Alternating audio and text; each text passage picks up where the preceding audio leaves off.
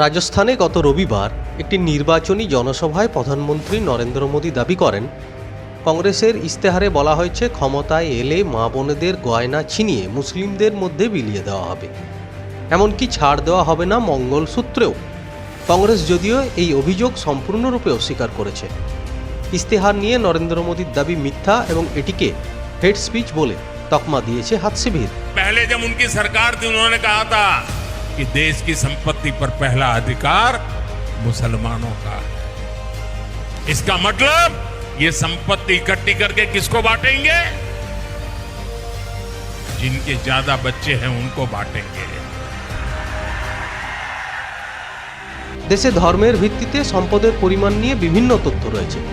2020 সালে Indian Institute of Dalit স্টাডিজের পক্ষ থেকে যৌথভাবে করা intergroup inequality in wealth ownership in India শীর্ষক সমীক্ষায় এই নিয়ে বিস্তারিত তথ্য রয়েছে। ন্যাশনাল সেম্পে সার্ভে অফিসের All India Debt and Investment Survey থেকে পাওয়া তথ্য এবং অর্থনৈতিক জনগণনা অনুযায়ী দেশে এসসি এসটি এবং মুসলিমদের মধ্যে সম্পদের পরিমাণ সবথেকে কম।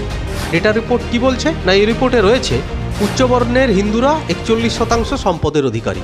দেশের সম্পদের 31% রয়েছে হিন্দু ও ওবিসিদের কাছে।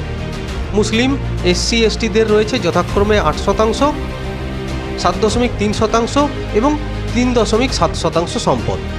রিপোর্ট অনুযায়ী উচ্চবর্ণের হিন্দুদের কাছে রয়েছে মোট 1,46,394 বিলিয়ন সম্পত্তি, যা তপশিলি আদিবাসীদের সম্পত্তির 11 গুণ বেশি। মুসলিমদের কাছে রয়েছে 28,707 বিলিয়ন সম্পত্তি।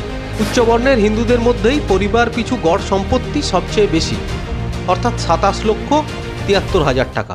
এরপর দ্বিতীয় স্থানে রয়েছে হিন্দু ওবিসি গ্রুপ, যাদের আর্থিক পরিমাণ 192,96,000 টাকা।